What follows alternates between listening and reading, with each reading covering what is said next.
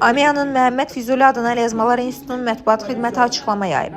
Açıqlamada qeyd olunub ki, kütləvi informasiya vasitələrində və sosial şəbəkələrdə AMİA'nın prezidenti İsa Həbib Bəhlinin dahi Azərbaycan şairi Nizami Gəncəvinin əlyazmasına münasibəti haqqındakı məlumatlar reallıq əks etdirmir. Nizami Gəncəvinin AMİA'nın Məhəmməd Füzuli adına Əlyazmalar İnstitutunda saxlanılan əlyazmasının həm cildi, həm də hər bir vərəqi xüsusi qoruyucu salafanlarla mühafizə edildiyindən həmin vərəqlərin orijinal mətninə toxunmaq mümkün deyil. Onu da qeyd edək ki, əlyazmanın orijinal nüsxəsinin elektron versiyası institutun fondunda mühafizə olunur. Təəssüf hissi ilə qeyd etmək istəyirik ki, Əlyazmalar İnstitutunda keçirilmiş görüşün vaxtı məhdud olduğuna görə əlyazmadakı miniatürü tapıb göstərmək üçün bir qədər tələskənliyə yol verilmişdi. Əlyazmanın təqdimatının sonunda isə İsa Həbib bəyli Nizami Gəncəvinin şəxsiyyətinə, əlyazmasına, əsərlərinə, özünün ali münasibətini xüsusi ritualla ifadə etdikdən sonra xarici qonaqlara təqdim etmişdi. Nədənsə sosial media AMİA'nın rəhbərinin Nizami Gəncəvinin şəxsiyyətinə, ölməz sənətinə bəslədiyi xüsusi ehtiramı ifadə edən həmin məqamları ixtisar edərək ictimaiyyətə çatdırmışdı. İsa Həbib bəylinin Nizami Gəncəvi Azərbaycandan dünyaya kitabı Bakıda və Ankarada nəşr olunmuşdu deyə açıqlamada qeyd olunub.